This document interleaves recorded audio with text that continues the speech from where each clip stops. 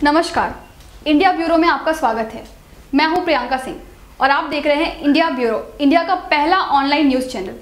तो आइए नज़र डालते हैं आज की खास खबरों पे। तो आइए चलते हैं मुंबई की तरफ और देखते हैं क्या कुछ खास हो रहा है मुंबई में। अनिवार्य टीकाकरण और जबरदस्ती के विरोध में आजाद मैदान में भारी संख्या में लोगों का विरोध प्रदर्शन। अपने ही देश के कुछ लोग भारतवासियों को गुलाम बनाने की कोशिश कर रहे हैं। फिर से भारत को गुलाम बनाना चाहते हैं भारत के ही कुछ षड्यंत्रकारी लोग। क्या भारतवासी अपनी स्वतंत्रता और व्यापार करने की आजादी दोनों को खो देंगे? कोरोना की आड़ में लॉकडाउन करके भारतवासियों को मानसिक रूप से गुलाम बनाने का ट्रायल। गत दिनों मुंबई के आजाद मैदान में भारी संख्या में लोगों ने अनिवार्य टीकाकरण और जबरदस्ती, बच्चों के टीके, विनाशकारी लॉकडाउन लागू करना, भेदभावपूर्ण यात्रा, सार्वजनिक स्थानों पर प्रतिबंध, बढ़ती बेरोजगारी, मुद्रास्फीति और गरीबी जैसे महत्वपूर्ण मुद्दों को लेकर जन आंदोलन और विरोध प्रदर्शन किया। एडवोकेट नीलेश ओझा सहित अधिवक्ता दीपाली ओझा, फिरोज मीठी बोरवाला, योहान तेंगरा, अंबर कोइरी, प्रकाश पवारे, मदन दुबे, डॉक्टर देवेंद्र बलहारा और निशा कोइरी ने अपने अपने विचार रखे। लोगों ने विरोध के कारणों के साथ एकजुटता दिखाने के लिए भाग लिया, अर्थात वैक्सीन जनादेश, लॉकडाउन, मुखौटा जनादेश, परीक्षण जनादेश और नेचुरल इम्यूनिटी के विज्ञान को नकारने जैसी गंभीर मुद्दों को लेकर जमकर विरोध प्रदर्शन किया। प्रदर्शनकारी इस मामलों को लेकर दुनिया भर के 150 से अधिक शहरों में शामिल हुए और ये वैज्ञानिक भ्रष्टाचार और चिकित्सा धोखाधड़ी के खिलाफ भी डटकर खड़े हैं। अहमदाबाद, कोलकाता, मेघालय, बेंगलोर और गुड़गांव जैसे भारत के विभिन्न शहरों के लोगों ने भी इसका विरोध किया है। अब पूरी दुनिया के लोगों ने जाति, संस्कृति, धर्म, विचारधारा आदि की नकली खामियों को नीचे रखना शुरू कर दिया है। इस विरोध प्रदर्शन में एडवोकेट नीलेश ओझा सहित सभी वक्ताओं ने ये बताने की कोशिश की कि दुनिया के लोगों ने यह महसूस करना शुरू कर दिया है कि एक वैश्विक षड्यंत्रकारी वर्ग है जिसने राष्ट्रीय सरकारों, केंद्रीय बैंकों और अंतर्राष्ट्रीय निगमों और विभागों का अपहरण कर लिया है और कुछ मुट्ठी भर लोग लोगों के मौलिक अधिकारों को समाप्त करने, लोगों को आर्थिक रूप से कमजोर करने, सामान्य आबादी की संपत्ति को अभिजात वर्ग को हस्तांतरित करने और हमें आजीवन सदा की गुलामी में फंसाने के लिए अपनी शक्तियों का दुरुपयोग कर रहे हैं। प्रदर्शनकारियों ने मानवता को बचाने के लिए मांग करते हुए कहा कि सरकार अत्याचार और धोखाधड़ी से जबरदस्ती वैक्सीन देने की बात कर रही है, वे तुरंत समाप्त करें। इंसानों का मुखौटा पहने इन अपराधियों ने सामान्य जीवन को नष्ट कर दिया है, ये नहीं चलेगा। प्रदर्शनकारियों ने सरकार को चेतावनी दी कि हमने न केवल जागरूकता और सामूहिक लामबंदी के मामले में काम किया, बल्कि हमारे पास बड़ी कानूनी हस्तियां और दिग्गज भी हैं जो हमारे शोध को लेकर कानूनी कार्रवाई करने में हमारी मदद कर रहे हैं। इन हस्तियों में शामिल है वरिष्ठ अधिवक्ता प्रशांत भूषण, कॉलिन गोंजाल्वेस, नीलेश ओझा और दीपाली ओझा। जबकि एडवोकेट प्रशांत भूषण का वैक्सीन जनादेश के खिलाफ वाला मामला सुप्रीम कोर्ट में चल रहा है।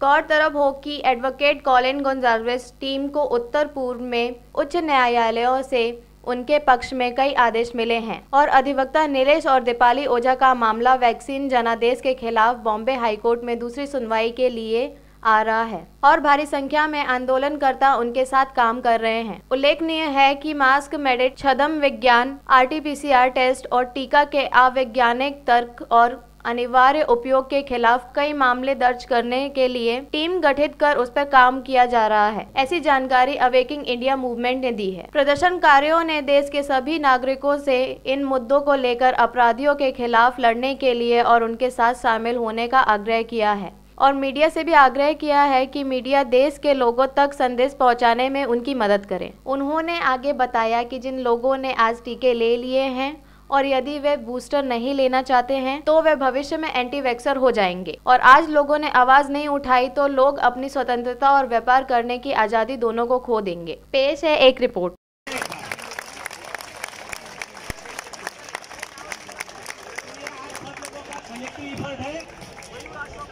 नीलेश ओझा कोई बड़ी हस्ती नहीं है, आप लोगों का सहयोग है, इसके भरोसे हम सब लोग काम कर रहे हैं और संगठन में काम करते समय मेरा काम हमारा काम यही भावना से काम करना है। ये जो मेरा काम करने का तैयार सभी लोग जानते हैं, जो भी अपने ग्रुप के लोग हैं, अगर मुझे सपोर्ट योहान है, इतना छोटा है लेकिन वो काम अच्छा कर रहा है।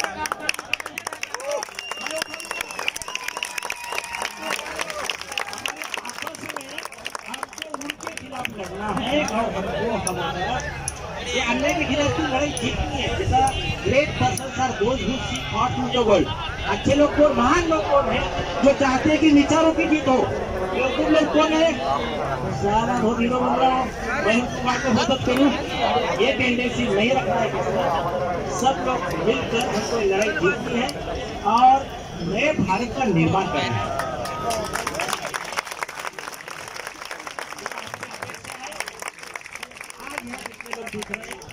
आगे जो दिल्ली में होगा इससे लाख गुना ज्यादा लोग उभा रहे हैं।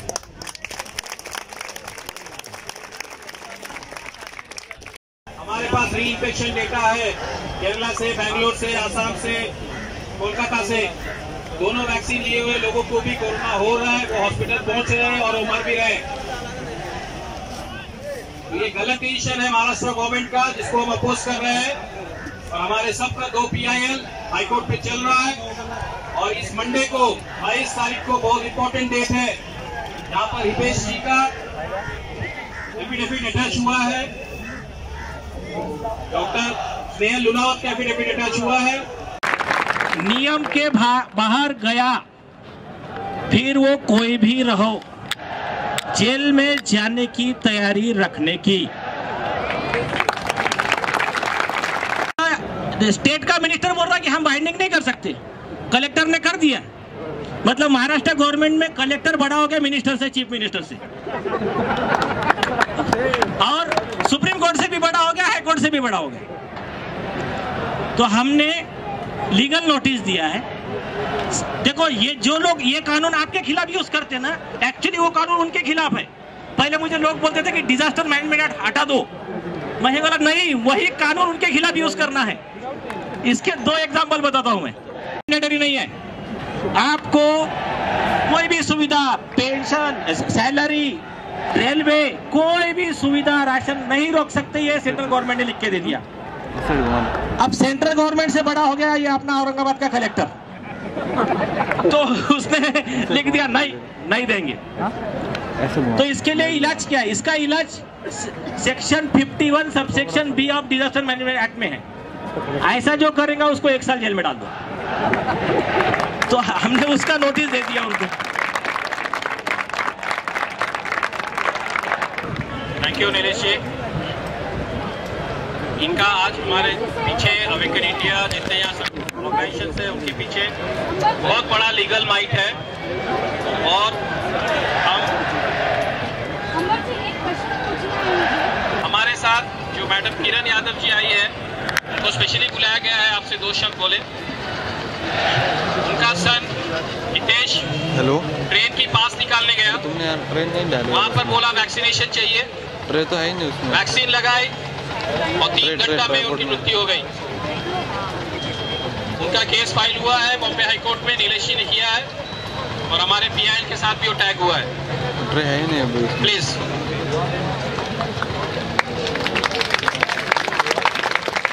तिकीट काढायला गेला, त्याला प्रॉब्लेम येत होते बाहेर जायला।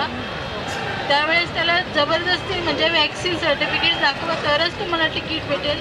मी घरी नसताना त्याने ते वॅक्सिन घेतलं आणि इवन फक्त 3 तासामध्ये त्याला ब्लड क्लॉटिंग होऊन तो बेडच्या खाली पडून त्याची डेथ झाली। मी घरी नसताना तो 4 तासानंतर 5 तासानंतर दरवाजा तोडून त्याला बाहेर काढावं लागले। म्हणजे आता याच्यानंतर अजून बाकीचे हितेश असे जायला नको म्हणून सर्वांनी आज जे सर्वांनी पाऊल उचलले ते खूप मोलाचं आहे आणि असं सर्वांना सहकार्य करू। कारण आज मी जी उभी आहे फक्त बाकीच्या कोणी हितेश नको जायला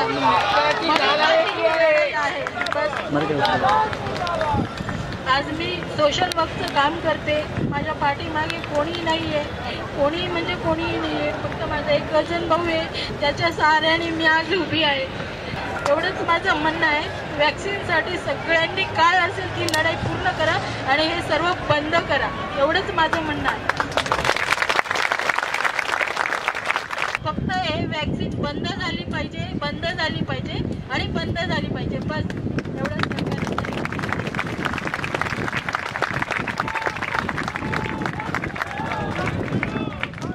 महाराष्ट्र सरकार, अभी तक आवाज नहीं पहुंची महाराष्ट्र सरकार तक।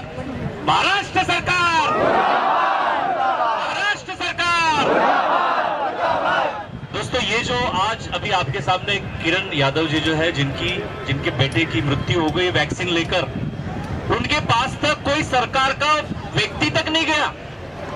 मैं पालघर के वहां के आमदार के पास में लेटर लेकर गया कि भाई आपके कॉन्स्टिट्यूशन में ऐसे ऐसे व्यक्ति की एक डेथ हो गई है, ऐसे नौजवान की 24 साल की, उसकी माता जी का कोई नहीं है। वो बोलता है कि सरकार ने बोला कि वैक्सीन लेने के बाद मौत नहीं होगी। कोई सरकार नहीं बोल रही कि वैक्सीन लेने के बाद मौत नहीं होगी, कोई गारंटी नहीं दे रहा है। वो अगर ये बोल रहे हैं कि वैक्सीन लेने के बाद में मौत नहीं होगी, ये किसने कहा? इसका मतलब ही है कि वैक्सीन लेने के बाद में मौत होगी। समझ में आ रहा है? मैं जितने भी लोगों के फोटो यहां पर आप लोग देख रहे हैं जो शहीद हुए, ऐसे 5,500 लोग हैं। उनके लिए हमको 1 मिनट का मौन करना है। सब लोग अपनी जगह पर जहां खड़े हैं 1 मिनट के लिए आंखें बंद करेंगे और उनको श्रद्धांजलि देंगे मौन से।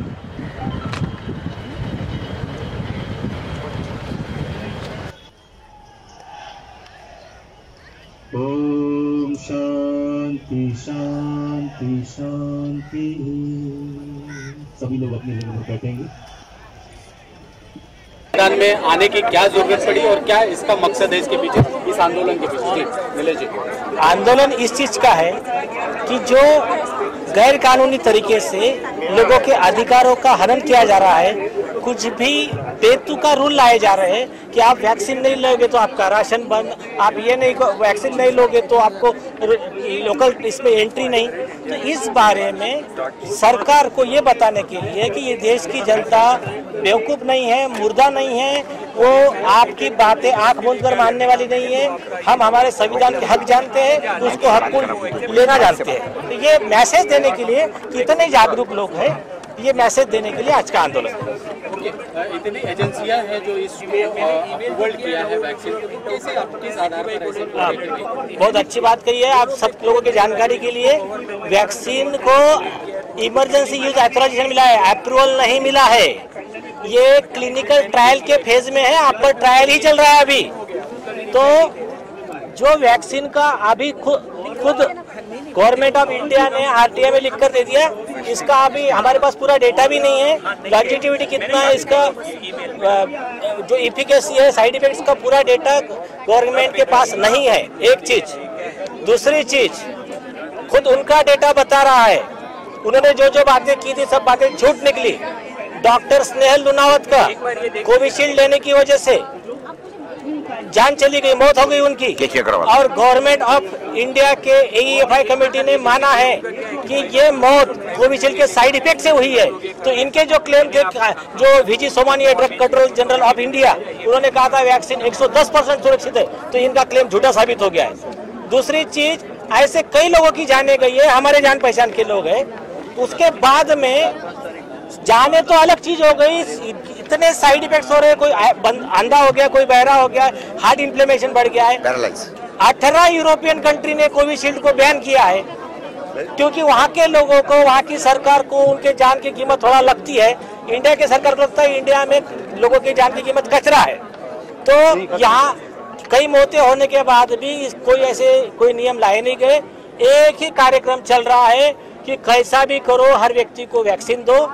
ये इतने अंधे हैं, ये नहीं सोच रहे जिसको एलर्जी है, या फिर खुद गवर्नमेंट ऑफ इंडिया का प्रोटोकॉल कहता है, आयुष प्रोटोकॉल कहता है। आंध्र प्रदेश हाईकोर्ट का जजमेंट है, 50 अलग अलग रेमेडीज है। आनंदिया का मेडिसिन को आंध्र प्रदेश हाईकोर्ट ने अप्रूव किया है। नेचुरोपैथी जो डॉक्टर विश्व राय चौधरी का है, उसको नेशनल इंस्टीट्यूट ऑफ नेचुरोपैथी ने पूरा वेरीफाई करके रिकमेंडेशन दिया है कि इससे इन्होंने कोरोना भी ठीक किया, किसी को कोई साइड इफेक्ट नहीं हुआ, एक भी आदमी मरा नहीं, कोई साइड इफेक्ट नहीं हुआ, नो मास्क नथिंग। अब वैक्सीन का ऐसा है, वैक्सीन की पोल सबसे पहले खोली माननीय हाईकोर्ट ने। री दिनकर के जजमेंट में हाईकोर्ट ने सरकार को एक सवाल पूछा, ये आप सब लोगों के लिए सवाल जानना जरूरी है। कोर्ट ने सवाल क्या पूछा, बोले बताइए वैक्सीन लेने के बाद में कोरोना नहीं होता है? बोले नहीं होता है। वो आदमी कोरोना का प्रसार कर सकता है? तो बोले हाँ, सुपर स्प्रेडर बन सकता है। वो लेने के बाद में उसकी कोरोना से मौत भी हो सकती है। अच्छा, नहीं लेने वाले का क्या है? बोले उसका भी वैसा ही है। तो आप किस आधार पे वैक्सीन लेने वाला और नहीं लेने वाले में फर्क कर रहे हो? ये आधार पे हाईकोर्ट ने सरकार के सारे ऐसे गैर कानूनी जो नियम थे वो क्रैश कर दिए। दूसरी चीज, जो वैक्सीन क्या करती है, एक स्पाइक प्रोटीन आपको बॉडी में इंजेक्ट किया जाता है और आपको लड़ाई के लिए तैयार किया जाता है ताकि जब ओरिजिनल वायरस से लड़ाई हो तो आपके बॉडी में एंटीबॉडी रहे। आप गौर कीजिए, एक आपने गली में मैच खेल लिया और बाद में जाके सीधा ऑस्ट्रेलिया की टीम से भिड़ गए, तो वो ऑस्ट्रेलिया का फास्ट बॉलर जब बॉलिंग करेगा आपको आउट भी कर देगा, मुंह भी फोड़ देगा आपका। तो इसके बारे में सबसे बेस्ट, इस दुनिया का सबसे सेफ पर्सन कौन है? तो एम्स के जो डॉक्टर संजीव राय है, दुनिया के 81 कंट्रीज के, अलग अलग कंट्रीज के जो रिसर्च पेपर्स 81, कई लाखों लोगों पे रिसर्च करने के बाद उन्होंने कहा कि सबसे सेफ पर्सन कौन है? जिसको कोरोना होकर गया है या कोरोना का विषाणु छू कर गया है। ऐसे इंडिया में 70% से ज्यादा लोग हैं। तो जो आदमी आज मर्सिडीज में बैठा है, तो ये बिल गेट के गुलाम ये क्या कहते हैं कि आप इसको ऑटो में बैठाओ तो ये कंफर्ट रहेगा। जो नेचुरल इम्यूनिटी को उन्होंने बोला है 13 टाइम रोबस्ट एंड बेटर।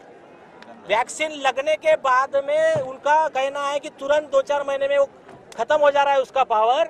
और जहाँ जहाँ वैक्सीन हुई है, वैक्सीनेटेड लोगों में, जैसे आप केरला का देख लो, बेंगलोर देख लो, मुंबई का किम हॉस्पिटल देख लो, इजराइल देख लो, वैक्सीनेटेड लोगों के जान को ज्यादा खतरा है। उनको जब कोरोना हो रहा है तो उनके मरने वाले की संख्या ज्यादा है, उनके हॉस्पिटलाइजेशन की संख्या ज्यादा है, साइड इफेक्ट्स की संख्या ज्यादा है। और जिन लोगों ने वैक्सीन नहीं ली है वो ज्यादा सेफ है, ये उनका ही डेटा है। तो आप ऐसे में हमारे मेहनत के पैसे से कहने का कि सबको वैक्सीन फ्री, और इधर बोलने उठा के 40-50 हजार करोड़ रुपया वो वैक्सीन कंपनी को दे देने का, और उधर बोलने का कल से आपका पेट्रोल 150 रुपया लीटर, हमारा ही पैसा लेने का, हमको ही बेवकूफ बनाने का और हमको ही हमारी जान को मारने का प्लान करने का। तो ये इनका षड्यंत्र चल रहा है। इस सबके खिलाफ में ये आंदोलन है, ये जन जागृति का ये अभियान है। चलिए, पहले वैक्सीन 20 रुपए में कुछ अपील करना चाहेंगे जो लोग बचे हुए अभी तक नहीं लिए हैं। 120 करोड़ लोगों ने अभी तक लिया, जीवन 1-2 ले लिया है, और जो बचे हुए लोग हैं वो क्या लेना चाहिए, नहीं लेना चाहिए? आप क्वेश्चन है मेरा एक सेकंड इनका होने दीजिए। देखिए, इसके पहले एक बात और मैं कंप्लीट करता हूँ। भोरे साहब ने बहुत सही बोला, वैक्सीन के जो ये है वो वैक्सीन वाले भारत बायोटेक के, उन्होंने क्या कहा था, जब वैक्सीन आएगा तो हम कितने रुपए में देंगे? 20 रुपए। बिस्लेरी की बोतल से भी सस्ते में रहेगा, मतलब 20 रुपए से कम में रहेगा। आज कितने में दिया जा रहा है? गवर्नमेंट को 300 में और कॉमन मैन को 1000-1500 जो भी है, जो प्राइवेट हॉस्पिटल से लेंगे। तो ये 100 करोड़ 125 करोड़ वैक्सीन दे रहे हैं तो उसकी ये कितना हो रहा है? हजारों करोड़ रुपए का करप्शन हो रहा है। 20 रुपए की वैक्सीन 300 में कैसे जा रही है फिर? और जब इमरजेंसी है, डिजास्टर मैनेजमेंट एक्ट रूल लागू है, तो ऐसे में सरकार प्राइवेट हॉस्पिटल टेक ओवर कर रही है, तो ये वैक्सीन कंपनी को भी टेक ओवर कर सकती है। आप इनका प्रॉफिट बंद कर दो, इनको बोलना नो लॉस, इमरजेंसी है ना, लोगों के रोजगार बंद करा दिए आपने, तो आप नो लॉस नो प्रॉफिट में बेचना चालू करो। कोई आपको बोलेगा नहीं कि वैक्सीन लो करके। ये सारा खेल कमीशन का है। अब मैं आपके मुद्दे पे आता हूँ कि आपका सवाल है लोगों ने वैक्सीन लेना चाहिए कि नहीं लेना चाहिए, और 120 करोड़ लोगों ने ले लिया है। हाँ, जो बचे हुए लोग हैं, जो ले लिए उनके लिए मैं तो छोड़िए, खुद WHO ने वार्निंग दिया कि जिन लोगों ने कोविशील्ड लिया है वो सावधानी बरते। आपको गुलियन बारी सिंड्रोम का जो आधा पैरालिसिस हो जाता है, बॉडी का चेहरा टेढ़ा हो जाता है, ये होने का खतरा है। और ऐसे पेशेंट को मैंने खुद देखा है। ये उनको जो फंसाया गया, इसका गिफ्ट उनको खुद WHO ने दिया। दूसरी चीज, आपके आंखें के सामने आप देख रहे हो कैसे लोग मर रहे हैं। मेरे खुद के क्लाइंट है डॉक्टर स्नेहल लुनावत, और आपने किरण यादव जी का बेटा हितेश खड़वे, ये सब उसके उदाहरण है। इसके बाद में आपको लगता है सुसाइड करना है, या आपको लगता है कि नहीं भाई मुझे तो लेना है, तो मर्जी है आपकी, क्योंकि जिंदगी है आपकी। और अगर जिन्होंने ले लिया है उनको हम लोग न्यूट्रल कर सकते हैं। हमारे देश में ऐसी पैथियां हैं, हमारी उसका डिटॉक्सिफिकेशन किया जा सकता है, उनके बॉडी से उसको वो जो वैक्सीन ले लिया उसका जहर निकाला जा सकता है। तो आप वो लोग हम लोगों से कांटेक्ट करें। हमारे पास में ऐसी डॉक्टरों की टीम है जो उनके डिटॉक्सिफिकेशन का काम भी करेंगी। ये एम और हमारी संस्थाएं स्वदेशी भारत आंदोलन जैसी संस्थाएं जो है वो उनका डिटॉक्सिफिकेशन का काम करेंगी। तो आपके माध्यम से, आपके मीडिया के माध्यम से अगर वो हमसे संपर्क करते हैं तो हमारे सब तरफ नंबर्स है, उनको बोलिए कि हमसे संपर्क प्रयत्न करें। और आपने एक प्रश्न पूछा कि 10 करोड़ लोग के लिए हमारा क्या मैसेज है, तो मैं कहना चाहूंगा कि हमारे 130 करोड़ लोग के लिए मैसेज है कि ये 2 पे रुकने नहीं वाले। फ्यूचर में आपको तीसरा आएगा, चौथा आएगा। तो उसके लिए भी हम, इजराइल में हो रहा है, यूके में भी वैक्सीनेटेड का डेफिनेशन ही चेंज कर दिया कि जिन लोग ने अभी 3 लिए उनको ही फुल्ली वैक्सीनेटेड माना जाएगा। तो अभी जो लोग हमें देख रहे हैं जिन्होंने टीका लेके रखा है, अभी हम सब आज़ाद हो गए, हमारे लिए सब बेनिफिट्स है। आपको कुछ महीने में फिर से तीसरा लेना पड़ेगा, और अगर आप वो नहीं लोगे तो आप हमारे साथ यहाँ पे anti vaxxer next time protest में देखिए, WHO ने सबको गुलाम बना दिए।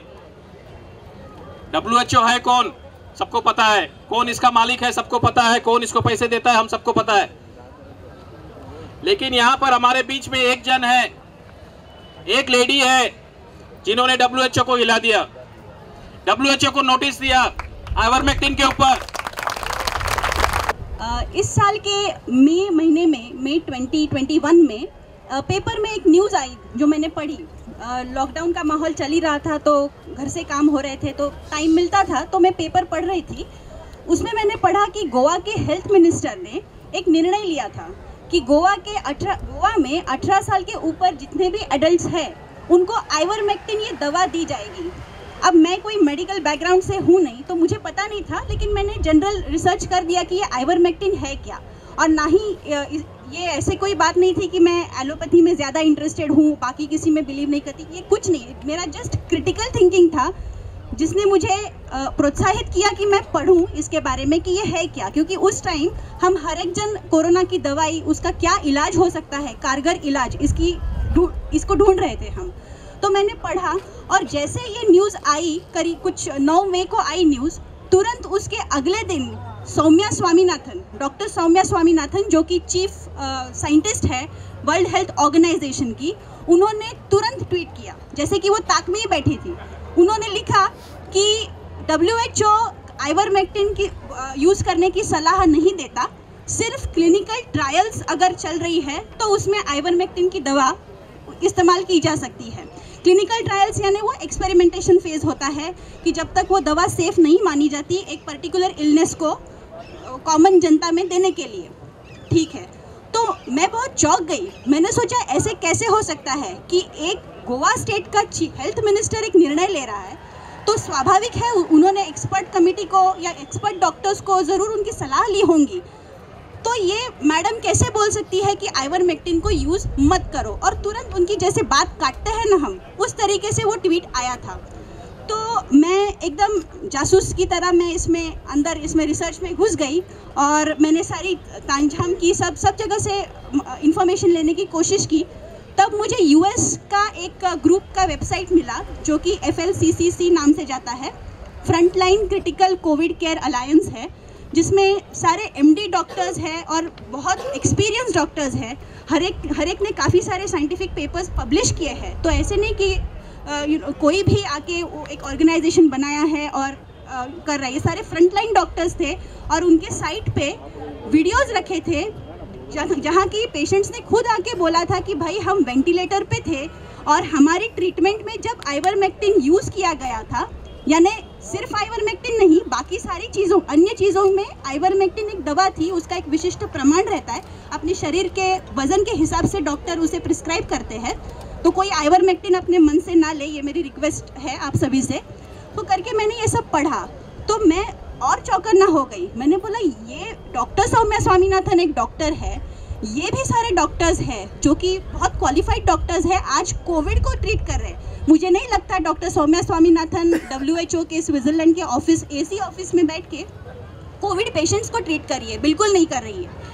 तो तभी मैंने सोचा कि यहाँ कुछ तो दाल में कुछ काला है। तो मुझे ये पता चला कि आइवरमेक्टिन ये जो दवा है, ये आज इस पर कोई पेटेंट नहीं है, तो ये बहुत चीप रेट में मिल जाती है। तब मैंने सोचा अच्छा, तो यहाँ पे इनका पानी जम रहा है, मतलब इनको ये नहीं चाहिए, इनको भारी प्राइसी एकदम बहुत सारी महंगी दवाइयाँ बेचनी है। ये नहीं चाहते कि ये चीप दवा किसी को पता चले और लोग उसे खा के ठीक हो जाए या बीमार ही ना हो जाए, क्योंकि इनका आगे तो वैक्सीन रोल आउट का प्लान था, 1 नहीं 2 वैक्सीन, बूस्टर डोज, ये सब के प्लान थे। तब हमने तय कर लिया, मैंने नीलेश जी से डिस्कस किया कि देखिए ये मैंने मेरे स्टडीज़ में ये पाया है, तो इसमें हम क्या कर सकते हैं। हमारे देशवासियों की जान का सवाल है, क्योंकि अगर हमारी गवर्नमेंट्स WHO को ब्लाइंडली फॉलो करने लगी या इनकी दबाव में आने लगे तो हमारे देशवासियों की जान खतरे में जाएगी और जानें चली जाएंगी। तब हमने तय किया जी हाँ, अब यही सही समय है, इसको डॉक्टर सौम्या स्वामीनाथन को हमें लीगल नोटिस देनी चाहिए। और उसी वक्त हमने 25 मई को लीगल नोटिस सर्व किया। अब वो लीगल नोटिस जैसे उन तक पहुंचा, 2 दिन में उन्होंने वो ट्विटर से डिलीट कर दिया। बच्चों की माएँ अभी वेट कर रही है कभी चिल्ड्रन वैक्सीन आएगा और कभी हम अपने बच्चों को ये वैक्सीन दें। उनको मैं प्लीज़ बोलती हूँ, ये बच्चों के चेहरे को देखे, 18 साल 19 साल 20 साल, इनके माओ के इमोशंस को समझे। इनको बोला गया था कि वैक्सीन बहुत सुरक्षित है, इन्होंने वैक्सीन ली। आप माँ हो, आप खाना बनाते हो, बच्चों को खाना देते हो, इसमें क्या क्या आप डालते हो आपको समझ है, उस हिसाब से आप बच्चों को खाना देते हो। तो वैक्सीन में क्या है, इंग्रेडिएंट्स प्लीज स्टडी कीजिए। ईच एंड एवरी इंग्रेडिएंट्स का आप साइड इफेक्ट स्टडी कीजिए। ये साइड इफेक्ट नहीं है, ये रियल इफेक्ट्स है। तो ये खतरनाक वैक्सीन क्या हम अपने बच्चों को दे सकते हैं?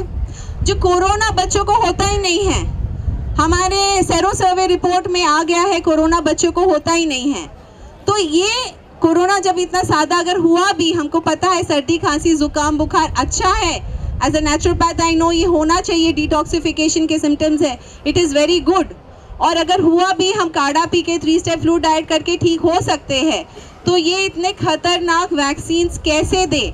इनका क्लिनिकल ट्रायल वैक्सीन्स है और एनडीटीवी का रिपोर्ट था को उनको बच्चे मिले ही नहीं थे वैक्सीन्स का ट्रायल करने के लिए, तो कैसे इसे इमरजेंसी यूज ऑथराइजेशन दिया गया? कहाँ है emergency? Please start questioning the government, because हमारे बच्चे हैं, हमारी जिम्मेदारी है, ना कोई डॉक्टर की ना कोई गवर्नमेंट की। हमको हमारे भगवान ने ये बच्चा दिया है तो हमारी जिम्मेदारी है। थर्डली मैं बोलना चाहती हूँ, प्रेग्नेंट वुमेन, आपका बच्चा अभी जन्म भी नहीं लिया है, कोई भी वैक्सीन का फैक्ट शीट में प्लीज स्टडी कीजिए। ये प्रेग्नेंट वुमेन लोगों के लिए नहीं, क्लिनिकल ट्रायल्स नहीं हुए हैं और आपका बच्चा भी जन्म नहीं लिया है। प्लीज इन लड़कियों के फोटोज पे देखें, इसमें 2 ऐसे प्रेग्नेंट वुमेन थे जिन्होंने वैक्सीन ली and they lost their babies, उनके बच्चे गिर गए और उनकी मौत भी हो गई। तो ऐसा खतरनाक वैक्सीन जो इतना जहरीला पदार्थ है, क्या हम ऐसे बगैर सोचे समझे अपने बच्चों को, अपने माओ को, अपने बहनों को, अपने चाहे आपका बच्चा 4 साल का हो या चाहे आपका बच्चा 40 साल का हो, प्लीज़ माएँ अपनी ममता जगाइए। किसी भी हालत में ये वैक्सीन अपने बच्चों को ना दीजिए। ये क्लिनिकल ट्रायल वैक्सीन है, ये बहुत ही डेंजर वैक्सीन है, इसको अपने बच्चों को लैब रैट्स मत बनाइए। बहुत बड़ा दिन है आज। मुझे याद है जब मैं 5-6 साल पहले ये मेरी जर्नी शुरू की थी, एक्चुअली 7 साल हो गए अभी, क्या हो? और शुरुआती दिन में मैं कुछ दोस्तों से बात करता था, अपनी बातें आगे रखता था उनसे, तो मुझे लगा वो टाइम पे कि जब हमें न्यू वर्ल्ड ऑर्डर की समझ आई थी, भारत के देश में गुलामी हमारे डीएनए में बसी हुई है, तो वो जो गुलामी है वो निकलेगी नहीं। बिकॉज मैंने बहुत लोगों को जगाने की कोशिश की।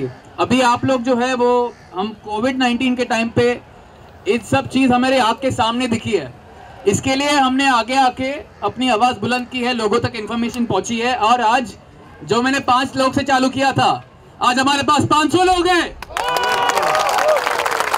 कल हमारे साथ कितने लोग हो गए? 1 लाख, 10 लाख, 1 करोड़। और फिर एक टाइम आएगा जब पूरा देश हमारे साथ होगा, होगा कि नहीं होगा?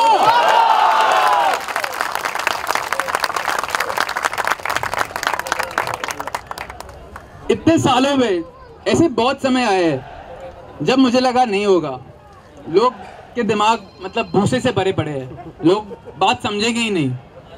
पर जब भी मुझे ऐसे दुख हुआ कि बस ये काम बंद करना चाहिए, जिससे भी बात करता था बोलता योहान क्या कर रहा है, अपनी लाइफ खराब कर रहा है, कुछ पढ़ाई कर, कुछ कर अपना वगैरह। अपनी पढ़ाई छोड़ दी मैंने, मतलब ये सब काम में लग गया।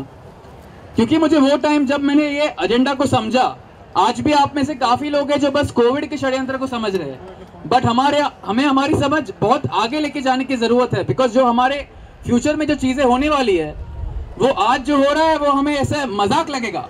जिस तरीके से ये लोग हमें गुलाम बना के बर्बाद करना चाहते हैं, इससे किसी की भी रूह कांप उठेगी अगर आप भी समझेंगे तो जब भी मेरे लाइफ में मुझे ऐसे लगा है कि मुझे काम रुक जाना चाहिए, तब मेरे दिमाग में किरण यादव जी जैसे लोग आते हैं जिनके बेटे की मौत हो गई 3 घंटे में टीके लेने के बाद।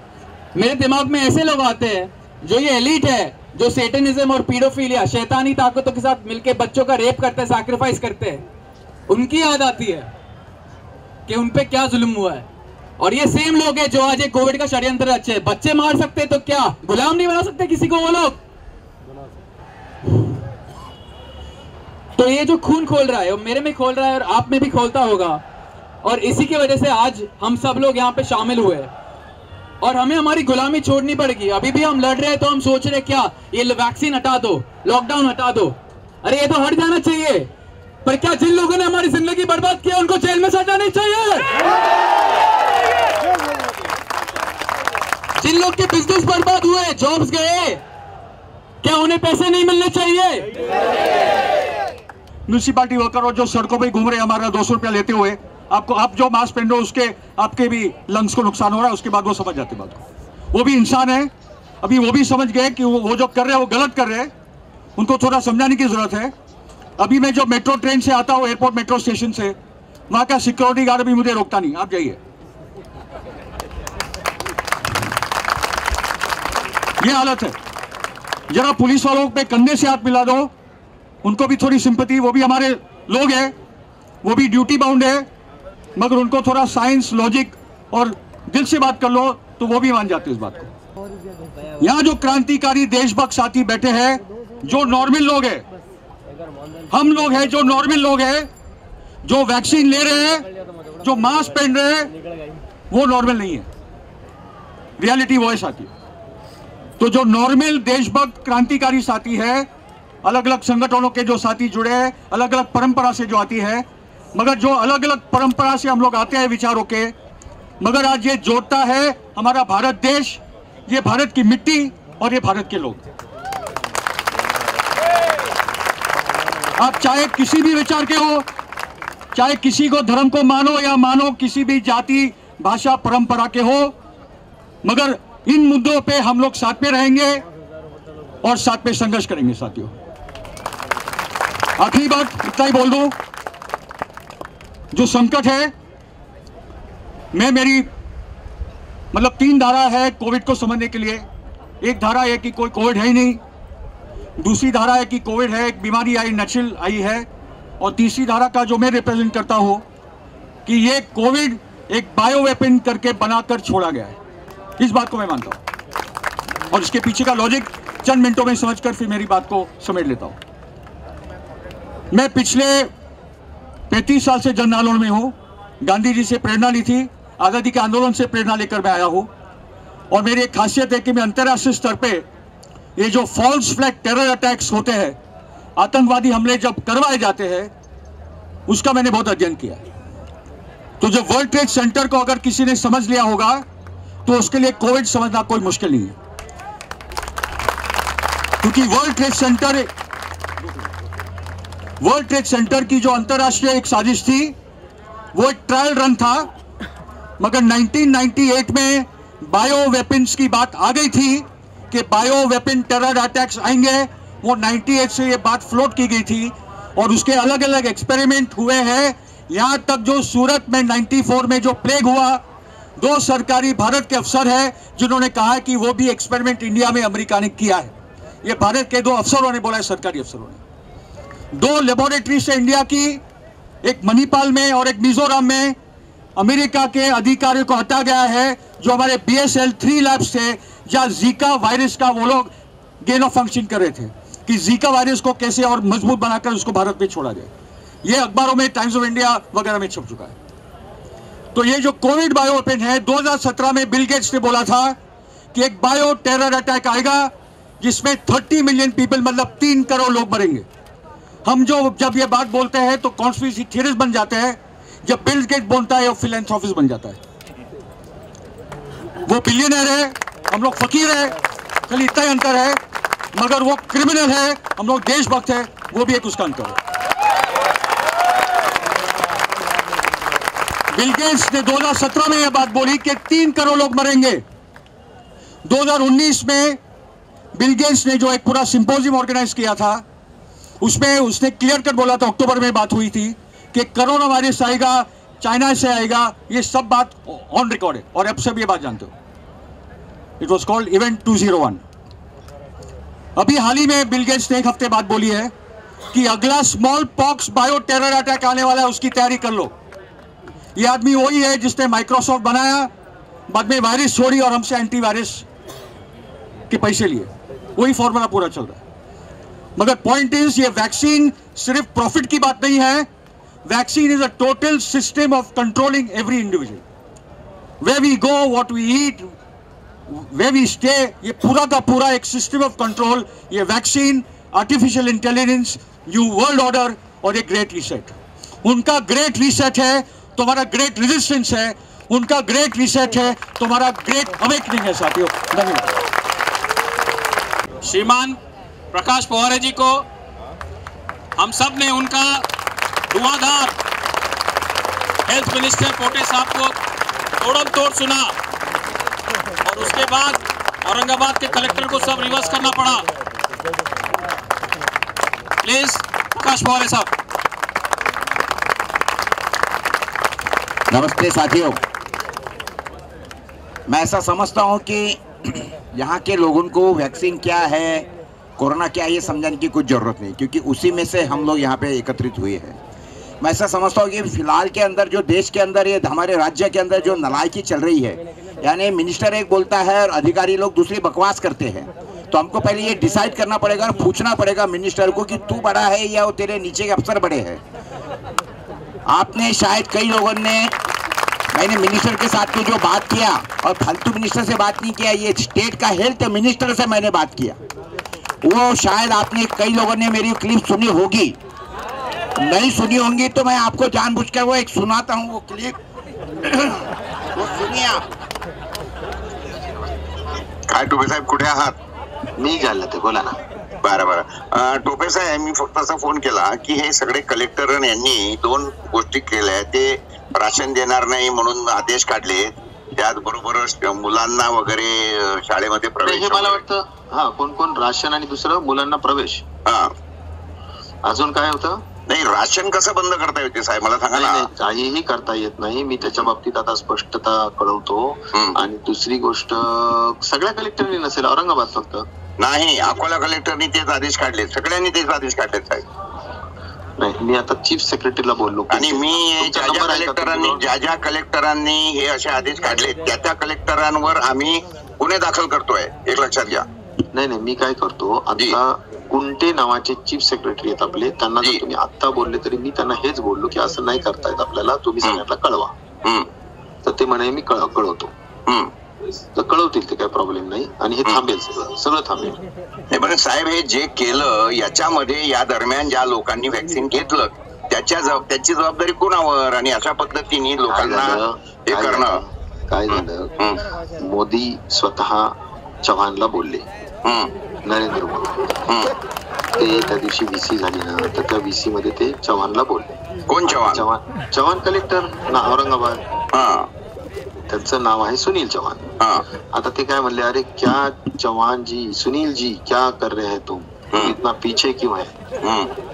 ते असं काहीतरी थोडस ते बोलले, तर ते जसं नाही काय आपला मराठी माणूस लगेच उचकल्यासारखा झाला, तो लगेच धडाधड काही पण करायला सुरुवात केली. असं नाही चालत. मी त्यांनाही मी बोलतोय, चीफ सेक्रेटरीला बोललो मी, आणि ते सगळं दुरुस्त करू आपण. आणि मी आता एक व्हिडिओ म्हणजे एक माझा ABP वगैरे सगळे आलेत माझ्याकडे सध्या, मी सगळ्यांना बोलतोय की असं नाही करता येणार, मी बोलतोय सगळ्यांना. ज्यांनी काढले आदेश, त्या अशा कलेक्टरांनी ज्यांनी स्वतःच्या अक्कलने आदेश काढले सर, अशा किती लोकांवर आपण कारवाई करणार आहोत? 2 ठिकाणी झालेलं दिसतंय, अकोला आणि हे. मला नाही खूप ठिकाणी झालं सर, मी तुम्हाला पाठवतो, लगेच रिपोर्ट पाठवतो किती कोणाला कलेक्टर. मला पाठव. आणि हे ज्या कलेक्टरांनी केलं स्वतःच्या मनाने, मला सर त्या कलेक्टरांवर कारवाई पाहिजे. काय झालंय माहिती का साहेब, मी तुम्हाला खरं सांगतो, यात हेतू वाईट नव्हता, पण त्यांनी असं नाही करायला. हेतू वाईटचा काय संबंध आला साहेब? हेतू वाईटचा संबंध नाही ना. नाही, लोकांना ते वेगळं समजतात का? म्हणजे how can they do like this? नाही करू शकत. तुम्ही बघा माझं टाइम्स ऑफ इंडियाला कालचं तुम्ही जर हे वाचलं ना मी तुमचं, म्हणूनच मी तुम्हाला फोन केला. पर्सुएशन महत्वाचं आहे. वी कॅनॉट हे करू शकत नाही. तुम्ही कुठे वाचलं? टाइम्स मध्ये वाचलं? टाइम्स मध्येच वाचलं मी, म्हणून त्याचं मला क्लिप आली, म्हणून मी फोन केला की म्हटलं चला कमीत कमी टोपे साहेब तरी काही लॉजिकल बोलतायत आणि वागतायत, म्हणून मी तुम्हाला फोन केला. नाही मी त्या पहिल्यापासून मी ह्या बाबतीत विरोधात आहे. काय झालं ते थोडस म्हणजे चर्चा झाली आणि त्या चर्चेचा आधार घेऊन लगेच काही लोक केलं. चर्चा झाली, त्याचा निर्णय गव्हर्नमेंटचा काही झाला नाही. मी त्यांना हे म्हटलं की तुम्ही मला आदेश पाठवा रायटिंग मध्ये गव्हर्नमेंटचा, तर मी तुम्हाला बोलणार नाही. मी अकोला कलेक्टरलाही झपकावलं. नाही मी सगळं दुरुस्त करतो, तुम्हाला आज संध्याकाळपर्यंत सगळं दुरुस्त झालेलं दिसेल. सांगतो लगेच. तो मेरे दोस्तों, आप ये समझने की कोशिश करो, ये मराठी में संभाषण था क्योंकि महाराष्ट्र का मिनिस्टर था करके मैंने उसके साथ में मराठी में बात किया. लेकिन मुझे एक बताइए, minister, health minister, cabinet health minister, आलतू फालतू कोई पंजो आदमी नहीं है. स्टेट का हेल्थ मिनिस्टर बोल रहा है कि दिस इज नॉट वॉलंटरी, और उसके क्या बोलते, sorry, this is not compulsory, this is voluntary. और उसके बाद में ये स्टेट के जो भी कलेक्टर है वो आदेश निकाल रहे हैं, तो नौटंकी चल रही है. गोविंद भगत जी.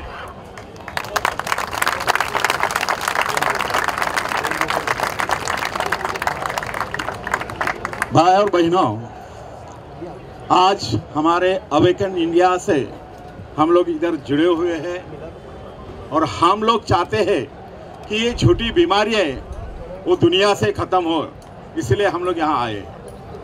दोस्तों, ये झूठी बीमारी का नौटंकी मोदी जी ने शुरू करने से पहले 14 मार्च 2020 को हमारा एक प्रेस कॉन्फ्रेंस हुआ था. मेरा बड़ा आंदोलन चालू था टोरन के खिलाफ. ये बिजली कंपनी है, दुनिया को लूटने को लिए आए हैं. हमारे भिवंडी में और हमारे कलवा मुमरा दीवा में उनका लूट शुरू हो गया है. तो मैंने उस वक्त प्रेस कॉन्फ्रेंस में बोला था कि ये कोरोना चलेगा लेकिन टोरन नहीं चलेगा, क्योंकि टोरन बदमाश है. तो कोरोना ये झूठ है, कोरोना बीमारी नहीं थी. मोदी जी 22 मार्च को डिक्लेयर किया. और दूसरा मेरे दोस्त, अगर आप बीमार नहीं हो तो आप मास्क क्यों पहनते हो? आप इंजेक्शन अपना ये जो टीकाकरण कर रहे हो, टीकाकरण क्यों करवा के ले रहे हो? सबको बोलो, टीके से लोग मरते हैं. हम लोगों ने 17 जुलाई को दीवा में रेल रोको किया. हमारे अवेकन इंडिया के हमारे भारत जोड़ो आंदोलन के मदन दुबे जी, तुरे जी, फिरोज भाई, हम लोग सब साथ मिलकर रेल रोको किया. आपके लिए किया. जो भी आप लाइन लगा के जो टीकाकरण कर रहे हो वो सबसे झूठ है. और लोगों को समझाओ कि यह झूठी बीमारी है. वर्ल्ड न्यू वर्ल्ड ऑर्डर जो है कि दुनिया का संख्या उनको कम करने का है, उसके लिए सब नौटंकी चल रहे हैं. हमारा आदर पूनावाला जी जनवरी में टीके का लस का जो उत्पन्न है, जो इंजेक्शन है, वो करोड़ों के संख्या में बनाया था पूना में. तो ये ऐसा कौन सी बीमारी है जिसकी कोई भी जानकारी नहीं, कोई भी प्रयोग नहीं, वो हम लोगों के जिंदा लोगों पे प्रयोग कर रहे हैं. ये जो टीकाकरण है, टीकाकरण जैसा हमारे हॉपकिंस इंस्टीट्यूट है, हमारे जो सैंडर्स रोड जो स्टेशन है, जो हमारे ब्रिटिश काल में जो प्लेग आया था उसके टाइम वो अपना गवर्नर से सैंडर्स सर, और उन्होंने 4 साल के बाद वैक्सीनेशन किया है प्लेग का. तो ये कौन सी बीमारी है, उसको 6 महीने में इन लोगों ने वैक्सीन निकाला. ये सब झूठ है और ये झूठ को हम लोग बर्बाद करके रखेंगे. मोदी ने डर के मारे किसानों का जो आंदोलन है उसको डर के मारे आज तीनों कानून पीछे लिए है. वैसा ये वैक्सीन का जो उन्होंने नौटंकी चल रहा है, हमारे फोरे साहब ने भी बताया क्योंकि अकोला से फोरे सब हमारे रेल रोको में आया था, क्योंकि वैक्सीन नहीं होना चाहिए, रेलवे में सबको घूमने का फिरने का अधिकार मिलना चाहिए करके हम लोगों ने रेल रोको किया था। तो दोस्तों, हम लोग एक साथ होकर अवेकन इंडिया बोलो, भारत जोड़ो आंदोलन बोलो, किसान ब्रिगेड बोलो अकोले का, हम लोग साथ मिलके इनको बर्बाद करेंगे और वैक्सीनेशन हमारे भारत से भगा देंगे।